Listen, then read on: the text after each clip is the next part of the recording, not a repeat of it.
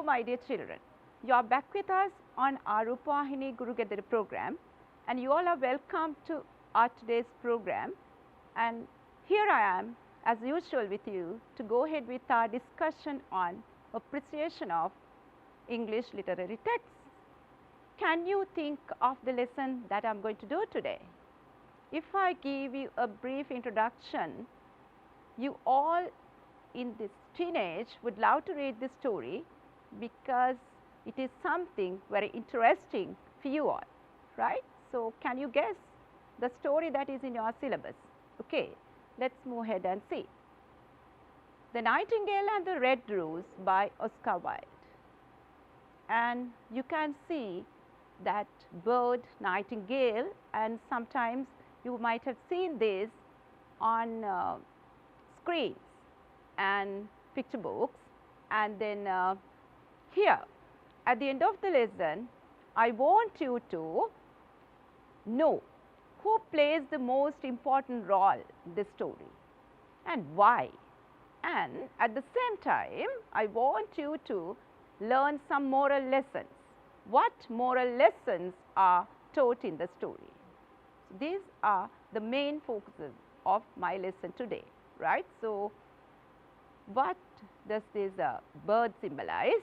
And you know that red rose symbolizes love, right? We will see. First of all, I want you to learn something about the author, and he is an Irish poet. He is an author, playwright and poet. He had to be in prison, unfortunately, right? So, thereafter his social fame and writing career shattered. After that shattering of his fame, Victorian society never accepted him again. So, what happened to him at the end? He died in France, poor and lonely.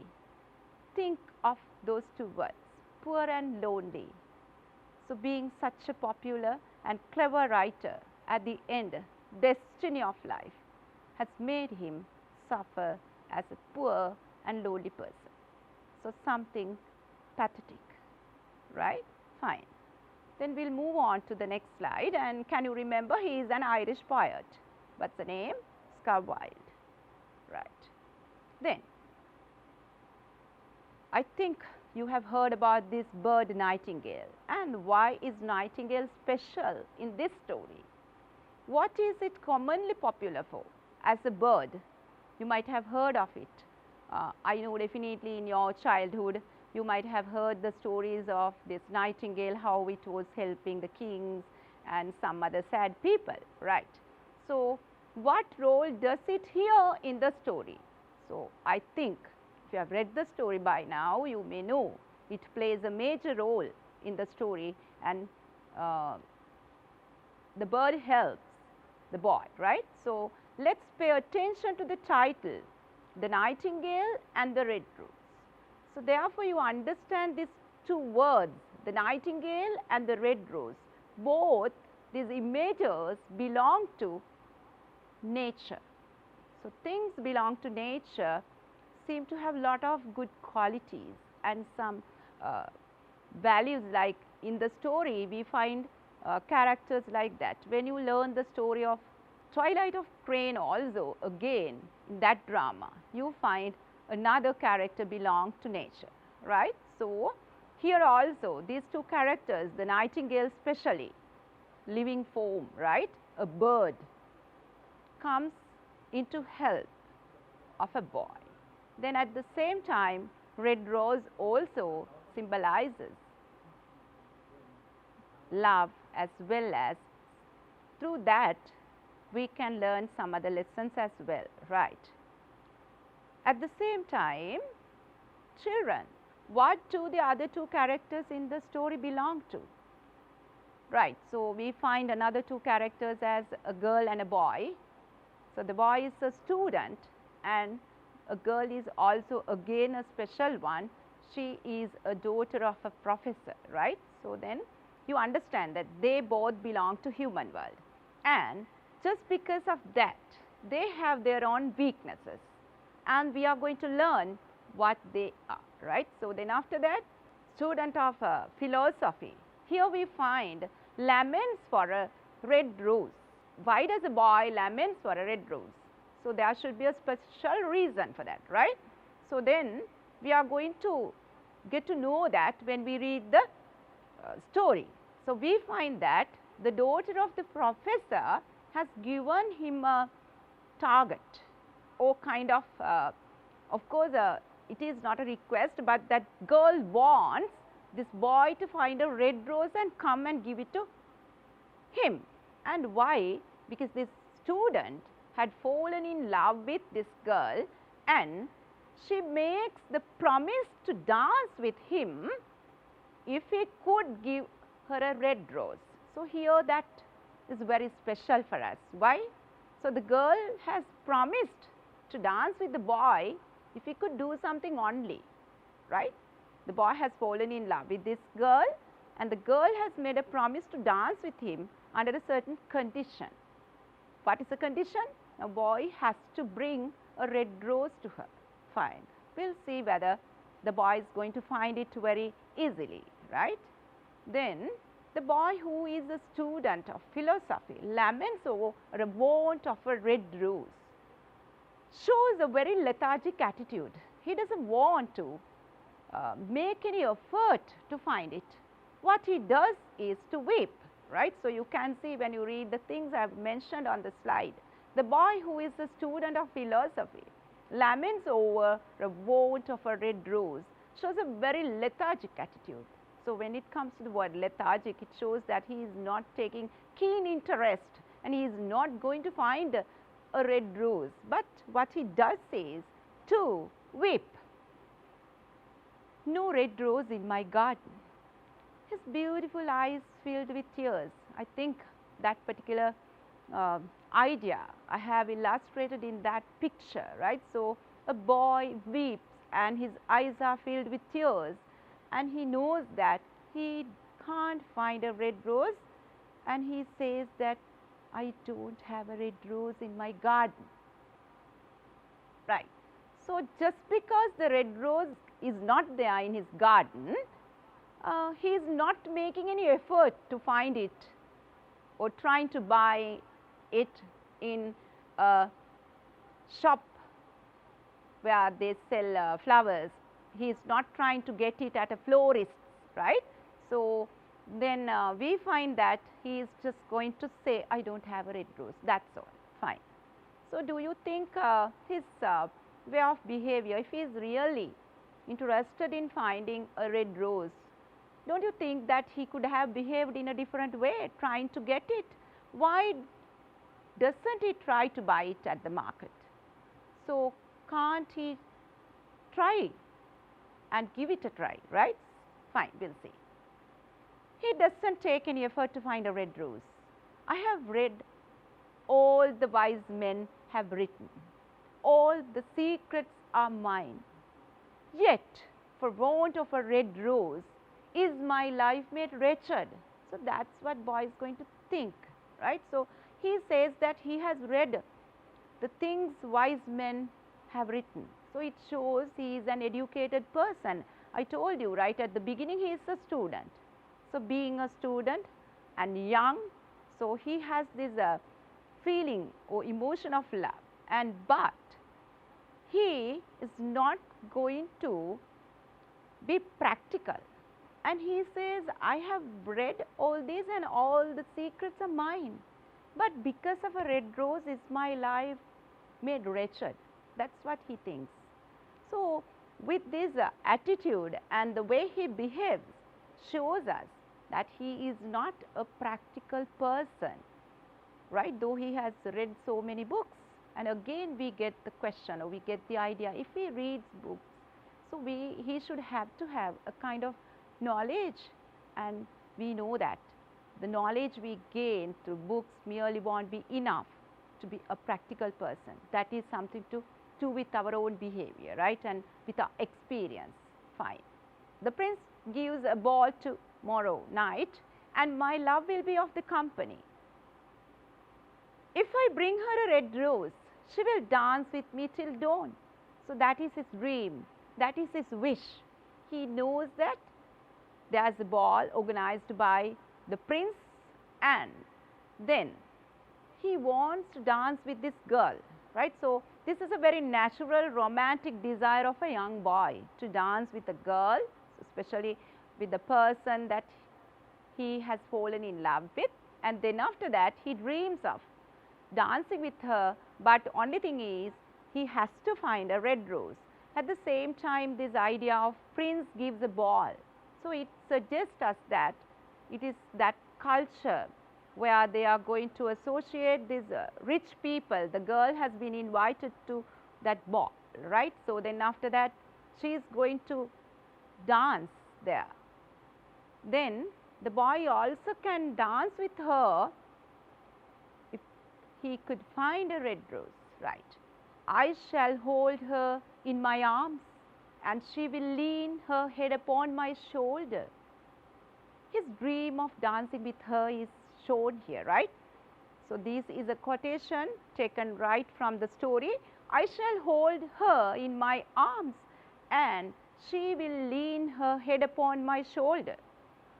Thinking of all these things, he dreams how to dance with, but he is not taking any effort to make his dream a reality, to get a red rose, right. So is it clear to you now that particular event is going to be something that makes him happier, because it is going to be a function that brings him happiness, at the same time an opportunity to dance with this girl in a big crowd, those who belong to a particular social class, the prince, royalty and royal party, right. So there this boy, just the ordinary student, is getting a chance. So he is looking forward to this. Only thing is, there is a condition. That condition is to find a red rose, right. We will see what is going to happen next. But there is no red rose in my garden, so I shall sit lonely and she will pass me by. She will have no heed of me and my heart will break. So these are the thoughts and feelings of the boy. Again he thinks that if he fails to find a red rose, what will happen to him? But there is no red rose in my garden. So he knows that it is something difficult for him to get a red rose. So if he gives a try at the market, sometimes he shouldn't weep like this. We don't know why, right? We will see. We will discuss these possible reasons later on, right. So I shall sit lonely and she will pass me by. That boy understands that the girl is going to ignore him and go to other people, pass me by. She will have no heed of me and my heart will break. He can't see that she is passing him and going around and dancing with other people. Why is that? Because he is jealous of it, right. What ideas are indirectly suggested? First and foremost, children, we understand that girl's love is something conditional, because she has given him a particular condition to find a red rose. Her insincerity to him, or else she is not sincere to him, of course, right. If he fails, she is not going to dance with him. So understand the attitude of the daughter of this professor, or else this girl, right. So we understand that her love is not very strong, deep rooted emotional bond, right. So though boy has fallen in love with this girl, girl is not going to love him back equally well, right. So she is having a kind of conditional love. If not, she shouldn't have given that condition of finding a red rose, right. The idea is clear to you, children. Now something that boy feels sorry for that girl's request is something that bothers him so much, right. What is there? So, the boy's doubts about how will he be ignored indirectly suggests that there is something that this girl is not ready to accept this boy in front of others, because now only promise is to bring a red rose. So, after that sometimes she is going to give the readers the idea that she is going to dance, and that is the promise that she had made to the boy. At the same time, it is not easy for him to get the attention of the girl amidst of the rest of the young men coming there. So, we as readers understand there is something between this girl and boy in their relationship. The girl is not readily going to accept this boy in front of others if he fails to bring a red rose. So, that is what we understand through that expression of the boy. So, she will heed me and my heart will break, and she is going to dance with other men, right. So, let us read what is there on the slide. So, the boy's doubts about how will he be ignored indirectly suggests he is not a key figure in the group that gathers to the ball. It is not easy for him to get the attention of the girl amidst of the rest of the young men coming there. So, as readers, we get a question: what prevents or keeps him away from such an acceptance, right? So, what prevents or keeps him away from such acceptance? So, we have to find an answer for that. So, that comes to our mind when we read that particular thoughts that the boy is having in his mind, right? That girl is going to ignore him, fine. So, up to now I think the story is clear to you. Still, it is something to do with this boy's feelings about this girl, how he is going to miss the chance if he is going to be a failure, or if he is not able to find that red rose that she wants to have, right.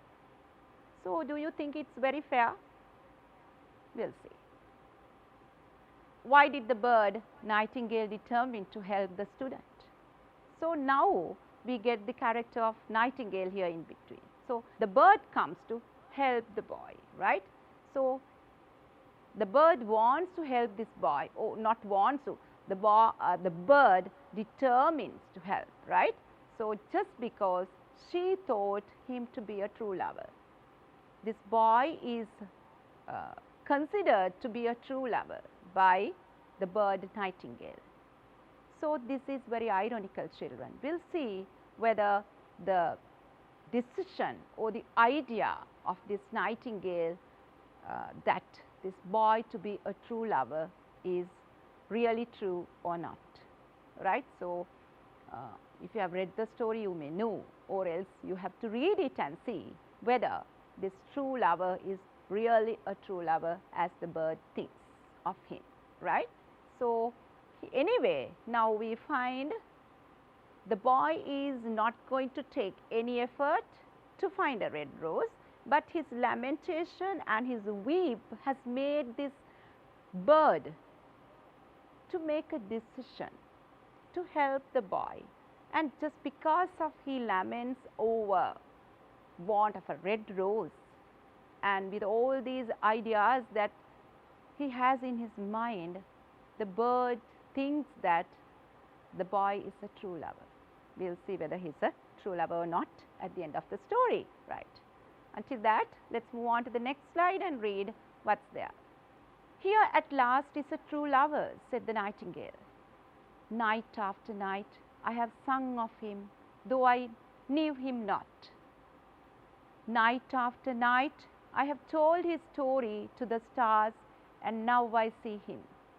So, we understand this bird that belongs to nature has feelings or thoughts about love, and she had been looking for a true lover. That is why the bird says, night after night I have sung of him, though I knew him not. So, actually this bird does not know about boy, but she had sung her song looking for somebody to help, and now she found this boy who is a true lover, and that she had sung for really in her song Love, right. So, she thinks that she got a chance or an opportunity to help a true lover. The song that she sang every night to the stars, and now he has found that person. Actually, the song of course was sung by this bird to find such a person, because we understand that she sings of love, right. So, just because now she thinks that this boy is a true lover, she is going to help, and she has a nice idea in her mind. Night after night I have sung of him, though I knew him not. Night after night I have told his story to the stars, and now I see him. Think of these words, children: stars, bird, and you find so many other characters or so many other creatures or things belong to nature. Now, when we read these lines, though this is a story of some adolescents, or boy and a girl of teenage, it is something like a fairy tale, don't you think so? The writer of course is a children's writer, and many of his writings are of fairy tales, right.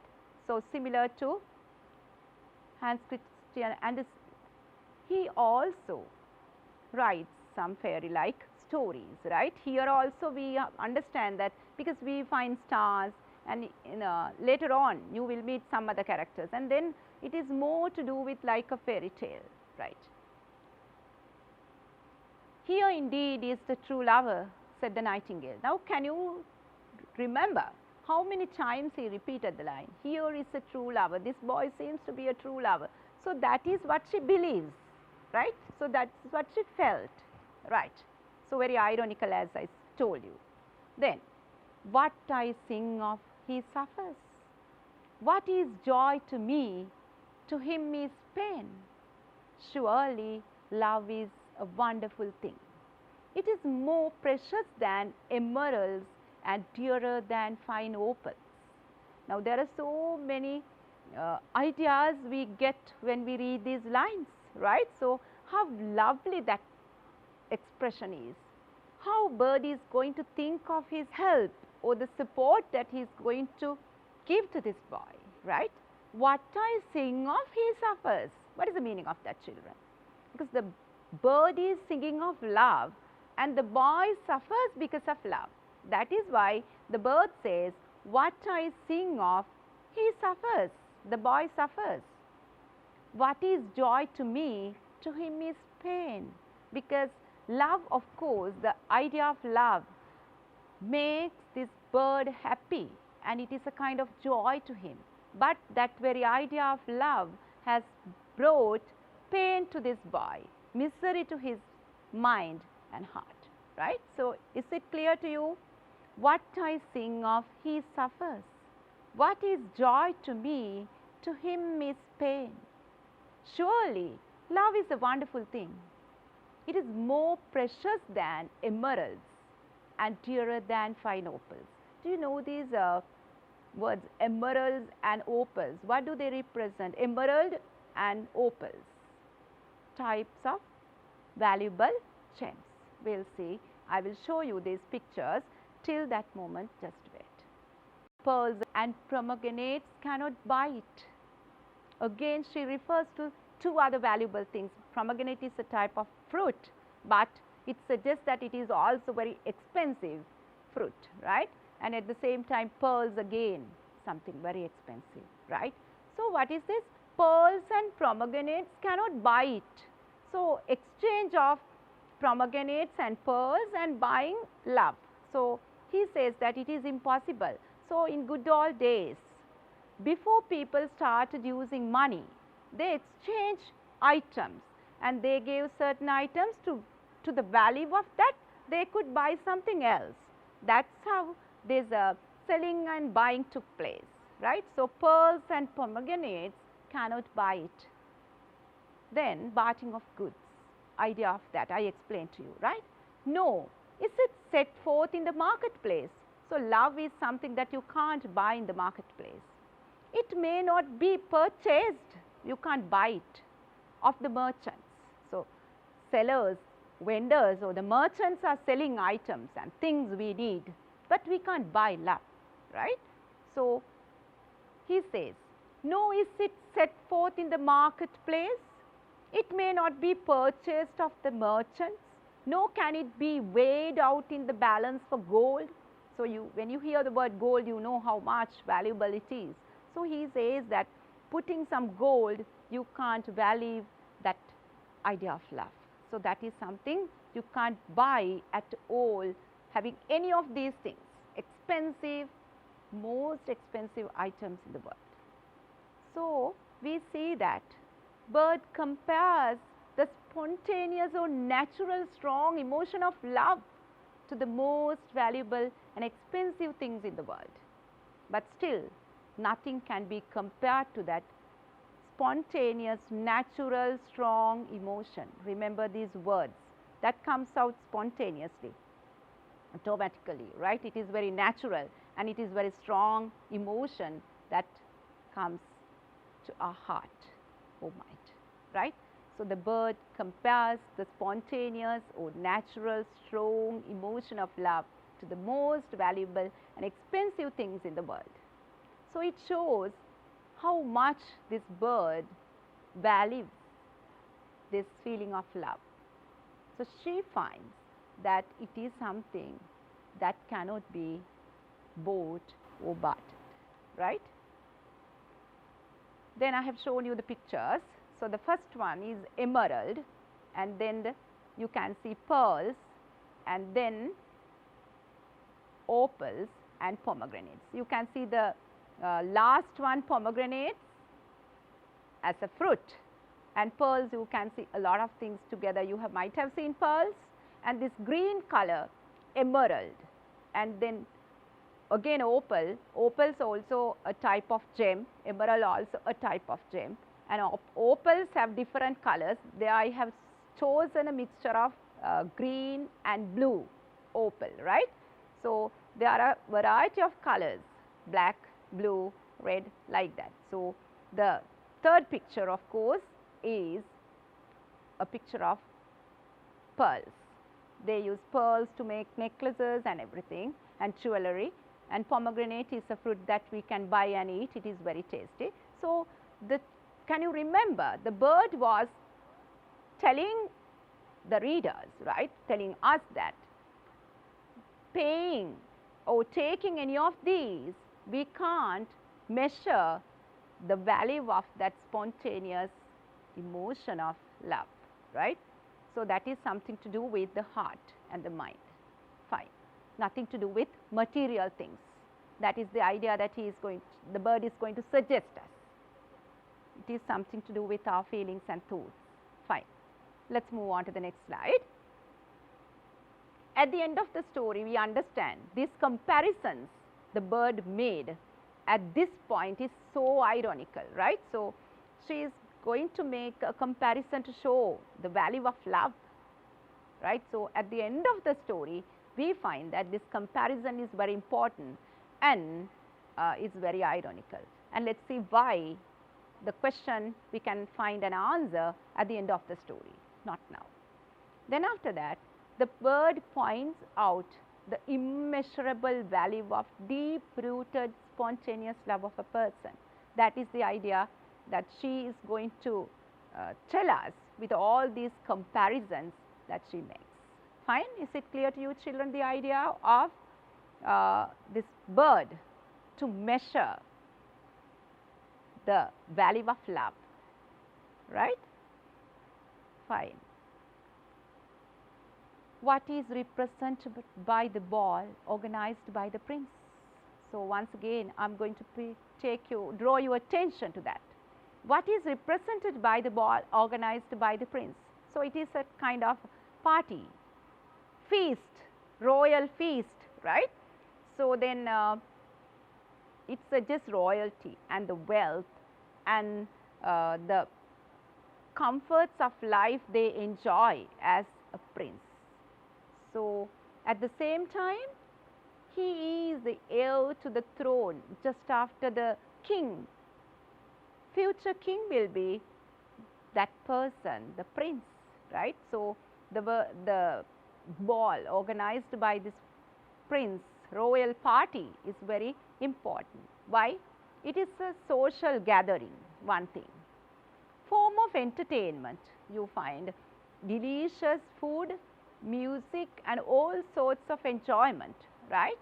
So, special invitees are there at the royal party, royal gathering, and rich and wealthy, socially accepted and recognized people are coming there, right. So, then we understand what type of people are going to be there at this royal feast and how important it is and what does it tell us. Their cultural or their ideas and their way of life and comforts they enjoy, the richness they have and everything, right, represents elite class values. So, ordinary people also organize feasts and parties, but to celebrate some special occasions. But just because they are in that royalty or lineage of royalty, they very often have some form of entertainment like this organizing parties. They can have that very easily because they have enough of wealth, right. So, this represents elite class values, high class values, right. Then symbolic of luxury and comforts they have. It is a subcultural practice and values in the same country, right. So, same with the same people because they belong to a different social group, they show their subcultural practices, not like the ordinary people and their values, right. So, they have invited all these guests belong to some kind of rich and wealthy families and they are socially accepted and socially recognized. So, when I tell all these things, can you think of a possible reason that why that girl is going to ignore this boy? We understand that boy is an ordinary person like, and that is why that girl is not going to take notice of him if he is not going to find a red rose. Actually, what happens at the end of the story, that is very important, right. This royal party is important. Because of that royal party, the student got an opportunity to dance with this girl, one thing. At the same time, he could move with these people who belong to this rich and wealthy elite social class, right. Fine. Let us move on to the next slide. Its elegance and grandness is symbolically presented with the images of, right now when we read this royal party, the details about this. So, the writer has used some images with the feelings and the thoughts of the boy, right. So, again with these images we understand how elegant that party is going to be, how grand that party is going to be. At the same time, this grandness, this elegance again represents something else as well. Musicians in the gallery, string, instruments, harp and violin, very sophisticated way of life, right. So, in this picture if you have a close look at it, harp is also a kind of string instrument. So, you have to play that just like you play a violin or a guitar, and it is bigger than a violin, and the way that you keep the harp is different from how you keep a violin to play with. So, I have included a person who plays the violin as well as another musician who plays the harp in that picture, right. So, there is a piper as well, and then there is a girl in the picture. So, it is just to represent only a few of them and specially to show you one who plays the harp and that the other one is going to play violin, right. Harp and violin are two instruments that represent again a kind of very sophisticated music, right, sophisticated life. How she is presented as a soft and delicate feminine figure there, right. So, let us see. So, when she dances, she will not touch the floor. Remember, when she dances, she will not touch the floor. Again shows her thorough practice. She is going to dance for the first time, right.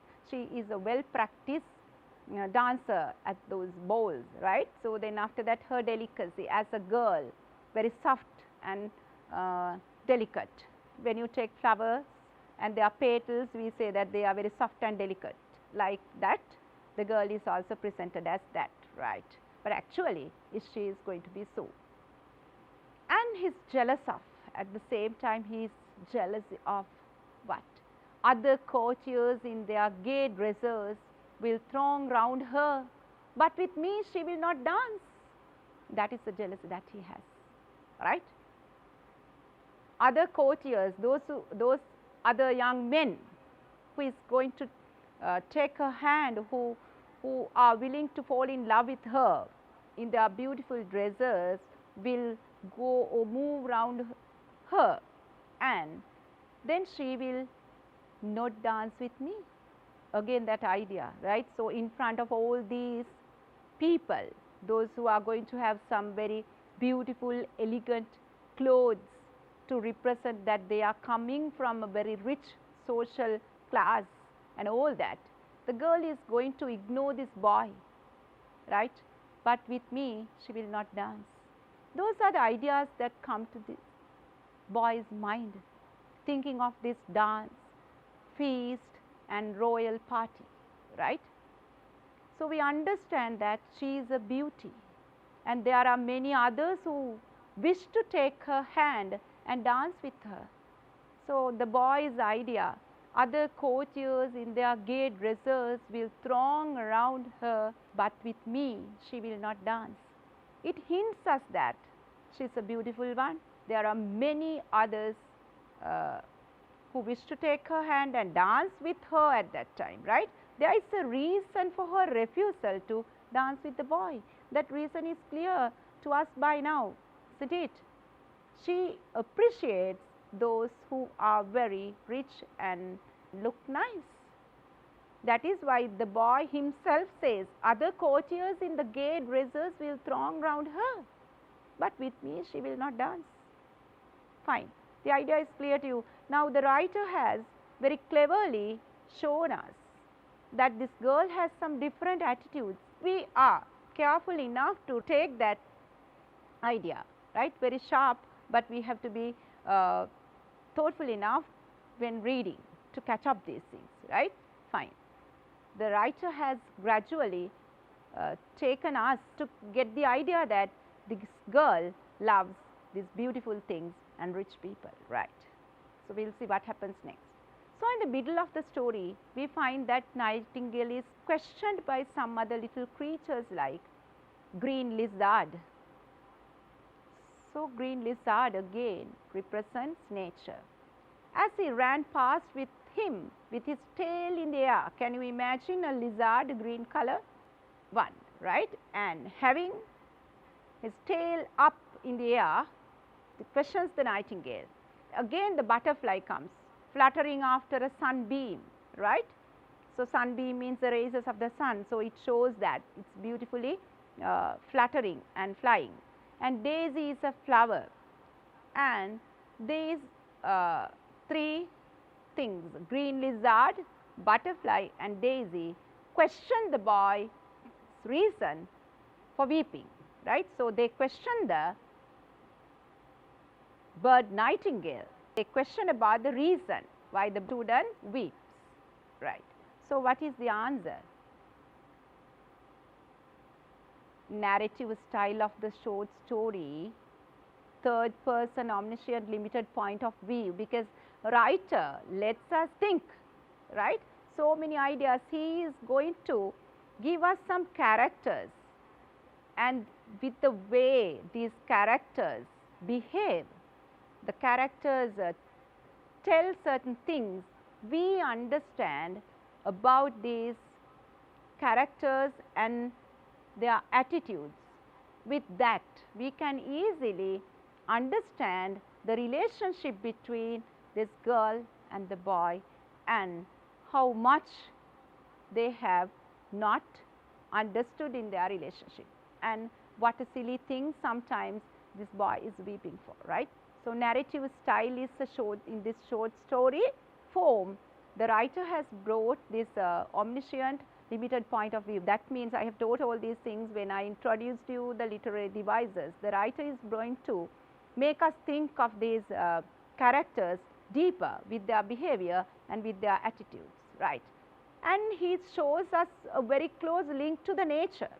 So, with these images taken from the nature, like now we know that red rose, nightingale, and later on we found the characters of green lizard, a butterfly and a daisy. All these creatures are talking, images are given the ability to talk, that is again personification, isn't it. So, here the writer has used this personification and made the story more like a fairy tale meant for small children. So, that is what I wanted to highlight here, right. So, we understand that the lizard questioned, daisy, butterfly all questioned and they gave an answer as well. So, they have got the ability to speak. So, that is a kind of literary device, that is personification, right. So, with this close link to the nature, the story takes the form of a more like a fairy tale, right. So, that is what I have mentioned on the slide. To close link to the nature, the creatures make it more like a fairy tale meant for small children, though it is adolescent's love story, interesting and creates suspense. He is weeping for a red rose, said the nightingale. For a red rose, they cried. Now, remember the creatures, right? One was a daisy, a flower, butterfly and the green lizard. Altogether they cried for a red rose. How very ridiculous, they cried. What does the reaction of Nightingale's friends tell us, children? Huh? So, they all heard that this boy is weeping for a red rose. So, then the reaction or the response, for a red rose, how very ridiculous.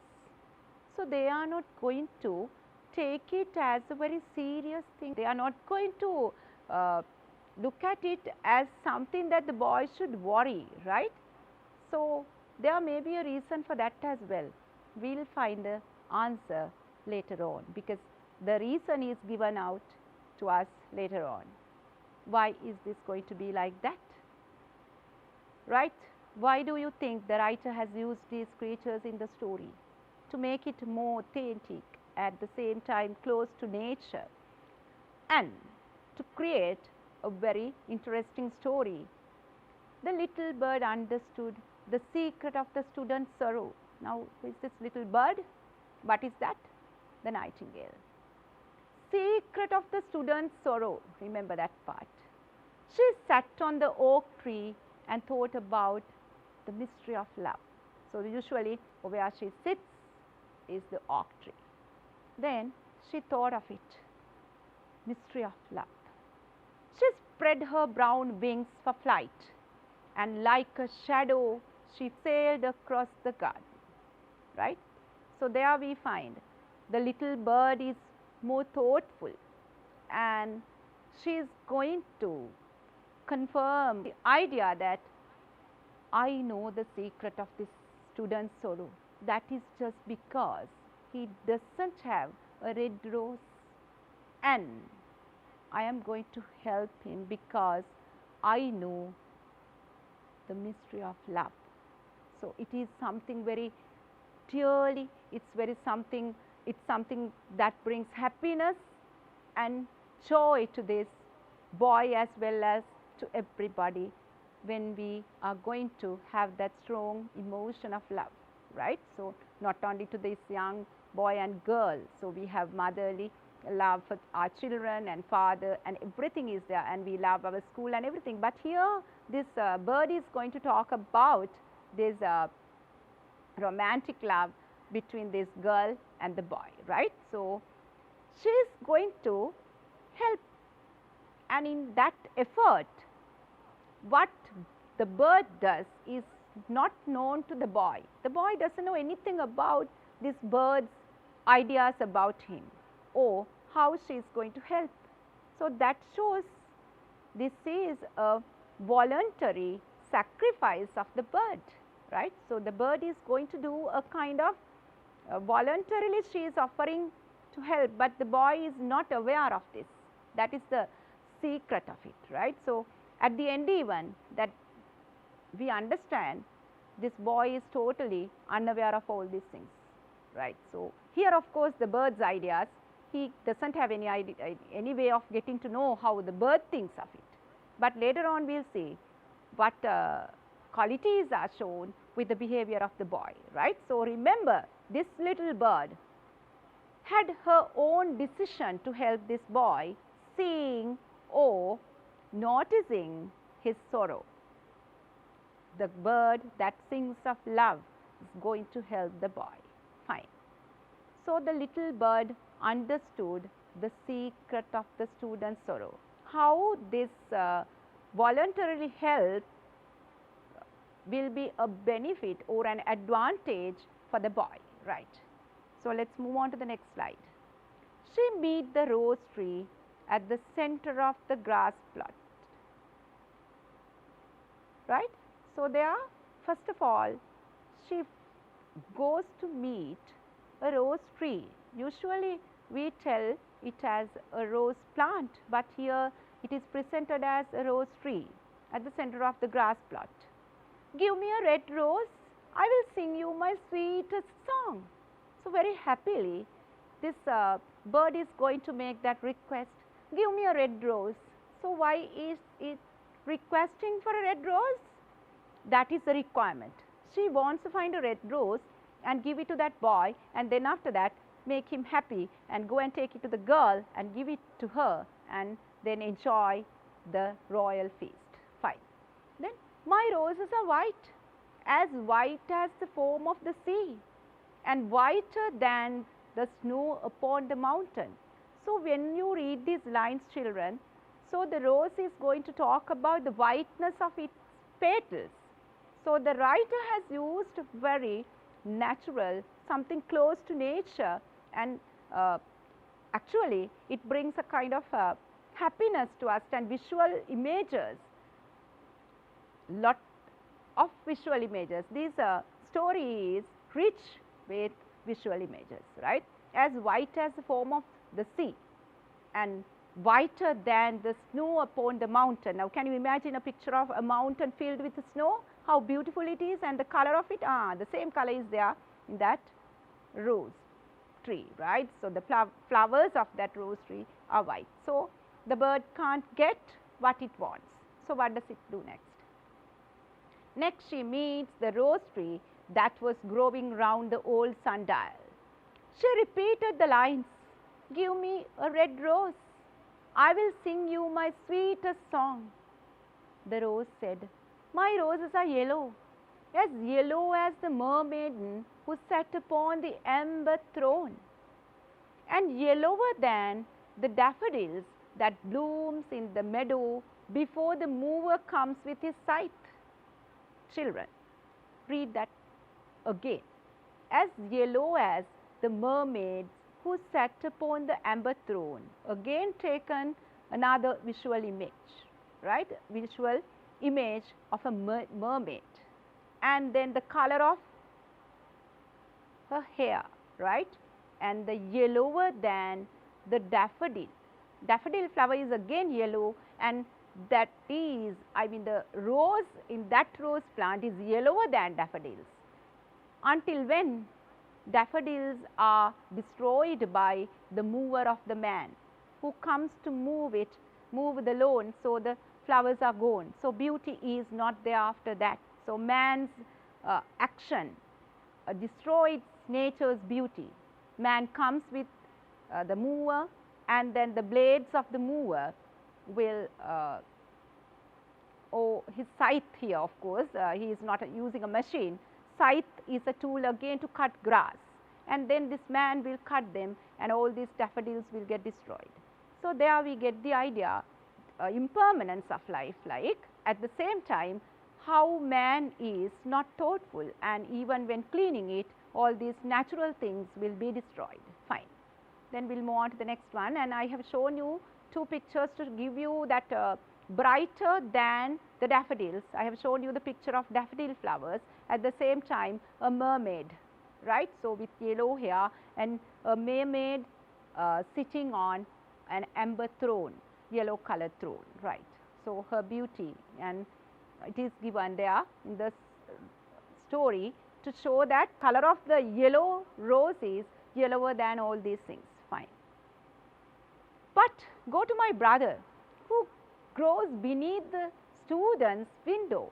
So, at the same time saying that it can't give a red rose, it suggests that go and ask my brother, and that rose plant grows under the window of the student's room, right. So, then and perhaps he will give us a little hope, perhaps sometimes he will give you.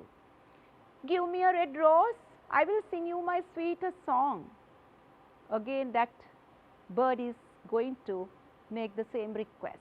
So, it flew up to that rose tree which grew under the boy's window, right, window, and then the tree shook its head. My roses are red as the feet of the dove. So, I have given you the picture of a dove, and you can see the red color of its feet, right, and redder than the great fans of coral. So, you can see the picture of coral reefs. So, red color coral, and then the flower that this rose plant has, the red flower, right, is brighter than these two images. Children, as I said you earlier, the writer here again has used some other images that are taken from nature, right. So, dove's feet and corals that are red. So, this story is creating a wonderful picture of nature, and he draws examples and images from nature to make comparisons, right. So, here he makes as similes, right, as red as the feet of the dove and redder than the great fans of coral that wave and wave in the ocean cavern. So, under the deep sea you can see some coral reefs, right. Up to now we understand that how much trouble taken by the bird to find a red rose for the boy who is unaware of it, and at the same time it is the third rose plant that it went has red roses, but actually what has happened to that rose plant? Let us see. But the winter has chilled my veins and frost has nipped my buds. So, it gives a clear picture of what has happened to that plant now. But the winter has chilled my veins and frost has nipped my buds. Now, it is winter season, and so because of that the rose plant can't grow and the buds are broken like. Storm has broken my branches. So, and shall I have no roses all this year? Due to this, I won't be able to have any red roses all this year. So, winter. So, think of this particular situation. Winter season, the red rose tree that gives redder roses can't give a red rose due to some weather conditions that affected the plant, right. So, we get the idea that the girl knows that it is winter, and this rose, of course, this rose plant can't give a red rose.